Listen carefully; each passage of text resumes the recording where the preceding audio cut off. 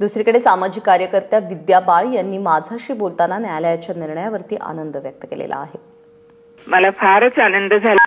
म्हणजे मुळात अशा प्रकारच्या याचिका कराव्या लागतात ही जरी दुर्दैवाची वाईट वाटणारी गोष्ट असली तरी याचिका केल्यानंतर न्यायालय जर आपल्या संविधानावरून असे निष्पक्ष निकाल देत असेल तर त्याबद्दल त्याचं अभिनंदन करायला हवं. आता प्रश्न फक्त असाच आहे की जसं शनी शिंगणापूरला न्यायालयाने आदेश दिला तरी विरोध प्रतिकार हे चालूच राहिलं कारण सरकारने त्याच्या बाबतीत आवश्यक ती कार्यवाही केली नाही.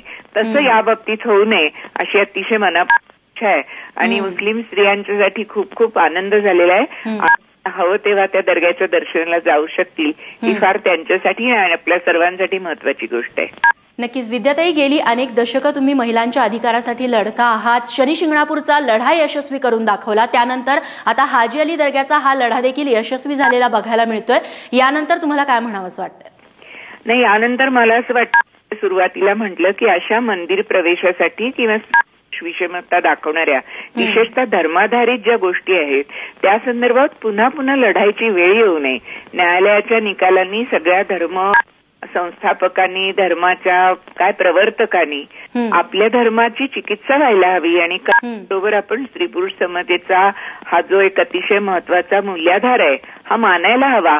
याची जर त्यांनी स्वतःच एक चिकित्सा करून त्याचा स्वीकार केला तर अशा लढ्यांमध्ये फालतू वेळ जाणार नाही आणि अधिक विधायक कामाला बळ येईल.